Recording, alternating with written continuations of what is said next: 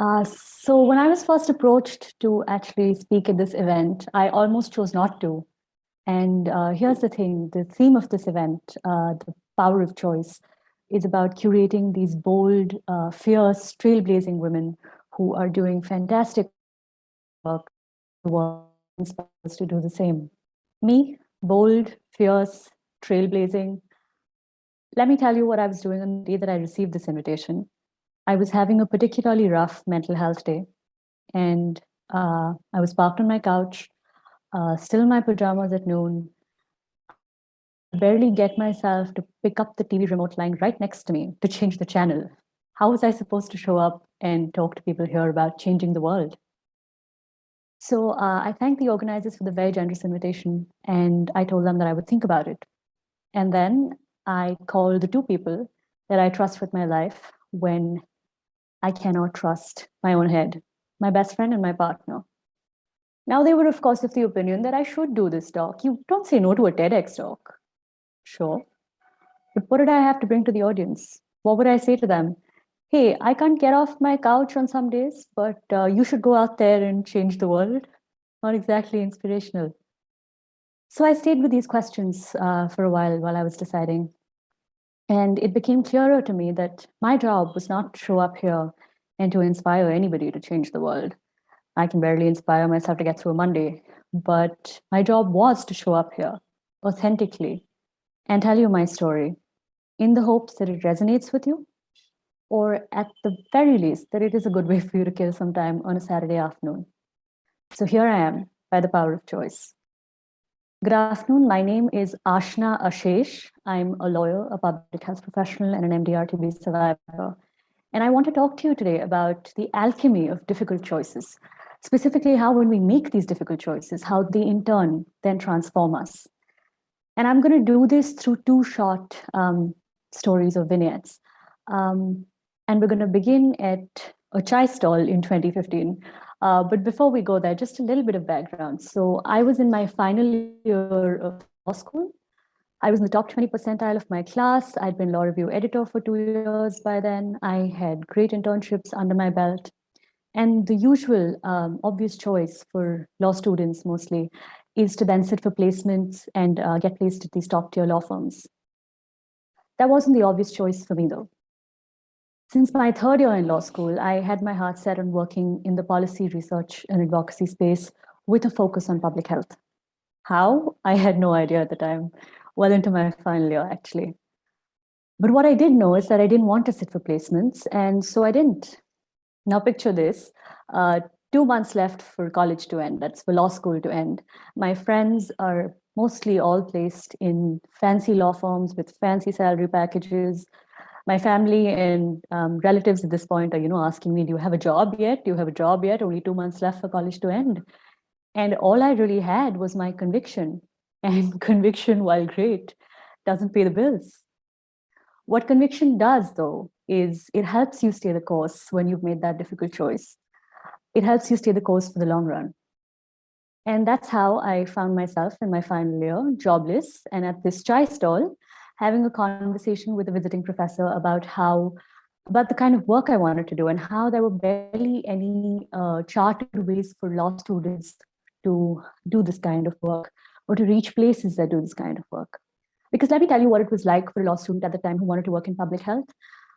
Even after I came highly recommended by my professors and his colleague, most organizations who work in public health did get back to me, said they'd be more than happy to have me, but funding. And so if I could get funding, the job was mine. Now, a 23-year-old couldn't swing this funding any more than organizations could. So I actually end up working directly in public health until 3 years later. Where I did end up instead is working in the policy research and advocacy space where I could independently focus on health as my research interest. My first job was as a graduate fellow at the School of Policy and Governance at a premier university in Bangalore, thanks to my professor and his colleagues circulating my resume in their networks. And that's how I ended up with my first job, not through a placement cell, not through a PPO or an internship, but because of a conversation I had at a chai stall. So, those friends you have who tend to respond to plans to be, spontaneous or go with the flow with, let me check my calendar and get back to you. Let me see where I can schedule that. Yeah, I am that friend. I don't go with the flow. Let's just say if my options were between letting a chimpanzee perform open heart surgery on me and going with the flow, I choose the chimpanzee. I believe in plans, and my plan was to work in policy research and academia, build a solid foundation, and then go for my master's in public health. And so, armed with this plan, I moved to Bangalore when college ended. And for a couple of years, things went great in Bangalore. I learned a lot. I worked with the luminaries in the legal and public policy space. But in March 2017, my best laid plans went up in smoke. My life, as I knew it, changed forever. What I had thought or hoped would be a routine examination of a swollen lymph node ended with a TB diagnosis in March 2017. Due to ineffective treatment, my disease progressed, and by July 2017, I was diagnosed with multi-drug resistant tuberculosis, or MDR TB. Now, MDR TB is basically a more deadly form of tuberculosis or TB, where the usual first line of medications don't work. And so the patient needs to be on stronger, more toxic medication for a longer duration. And TB, mind you, this is something that not many of us know, still kills roughly 1,400 Indians every day. And MDR TB is even more difficult to treat. While TB is curable, the treatment for drug-resistant TB tends to be quite harrowing and challenging. And India leads the world in the cases of MDR TB. We have the highest cases in the whole world. I remember my doctor sitting me down and without mincing any words telling me that while this was curable, this was a matter of life and death. And I had to make sure to take my medication on time, get my follow-up tests, and eat right. My MDR TB treatment lasted for 2 years. And out of those 2 years, for 6 months, I was supposed to take painful injections every single day. So by the end of those 6 months, when we were nearing the end, we almost ran out of places to inject me on my body. MDR TB also has a host of other side effects with its treatment, ranging from nausea, possible loss of eyesight or hearing, burning in the extremities of your hands and legs, mental health issues like depression, suicidal tendencies, anxieties, mood swings. And the thing was that when I, in the olden days, TB used to be called consumption. And why it is called this is because the bacteria tends to literally physically consume the person. I knew this when I was diagnosed. What I didn't know is that while TB would consume me physically, the side effects from its treatment in the form of debilitating depression and breakdowns would consume my will to live. I had an excellent support system in place, my family, my friends, my colleagues, my doctor, my therapist. With this and all my privilege and means, MDR TB and its treatment took a toll on me.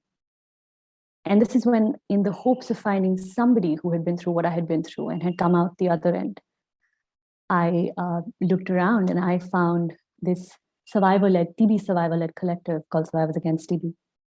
I was introduced to these TB survivors who had been through, some of whom had been through so much worse than what I was living through and had come out the other end, were vocal about their stories, and were advocating for TB patients' needs and creating awareness about TB in India. The convener of this collective, who's now a mentor, had at that point asked me if I wanted to go public with my story. Because the thing is, both TB and mental health are things that people don't usually talk about, whether it's separately or together, unless it's a hushed conversation behind closed doors. And there's a reason for this. There is still a high level of stigma that is attached to both TB and mental health. I mean, people still believe things about TB, like it spreads by touch, which is not true. It's an airborne infection. Or that all forms of TB are infectious, which again is also not true. And add to that, the convener also counseled me about the possible risks of going public, because added to all of this, I was a woman, and women tend to be more stigmatized when it comes to things like this. So I took all of this under consideration. And I chose to tell my story anyway. I chose to go public with it while I was still on treatment. And the reason I chose to do this is because other survival stories gave me courage at a time when I thought I couldn't go on. And I've seen up close what TB can do to you, how it can leave scars in places that nobody can see, and how isolating it is for patients who are going through this. I chose to tell my story because I wanted them to know that they're not alone. And in 2019, when I completed treatment and had survived MDR TB, I chose to take this choice even further and work in public health with a focus on TB. Today, I work on creating awareness for TB with the collective and advocating for TB patients' needs with the national government, with international stakeholders, and at the regional level. And so all was well with the world again. No, I'm just kidding. This is real life, not a movie. So in 2020, shortly after I had recovered, my father in the first wave got COVID and he luckily recovered. Then in the second wave, I was taking care of 6 COVID patients in my house while I had COVID myself. Those families you heard about who were looking for hospital beds and oxygen cylinders, we were one such family. And even with all our social capital and network, we could only find the one hospital bed when we needed 2.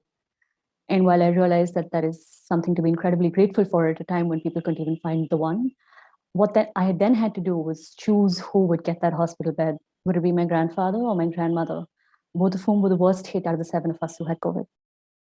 But I made that choice. And I hoped it was the right one. And I hoped that everyone would come through safely on my watch. And we were incredibly lucky that the 7 of us made it through relatively unscathed. Many people didn't.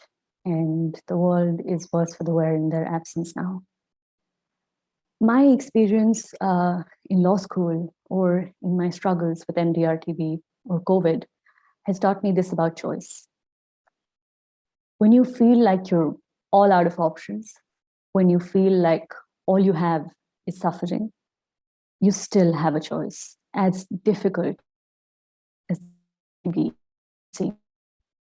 You have the choice to adapt, to survive. You have the choice to make meaning out of that suffering. You see, that's the alchemy of the difficult choice. It does not change what happened to you. It doesn't take away the suffering. It doesn't negate it. It doesn't make it okay that any of those things happen to you. But what it does is it makes you an agent of change when you make that choice. That is the power of choice. But I want to say this, that everyone's difficult or meaningful choice looks different. Mine was to work in public health advocacy with a focus on TB, and also pursue other areas of work that I'm interested in, such as legal drafting, working on making workspaces diverse and inclusive. But your choice doesn't have to look like mine. Your meaningful choice could be to raise your kids, to run for office, to open a bakery, or to just take a break from work and focus on your health and live in the hills for a while. One size does not fit all. What people tend to do, and particularly as women, we tend to do this, when the size doesn't fit, we immediately think there's something wrong with us, shame ourselves, and try to change ourselves. I will leave you with this humble request. If the size doesn't fit, it's the wrong size. There's nothing wrong with you. And if the size doesn't fit, please change the size. Thank you so much. That's my time.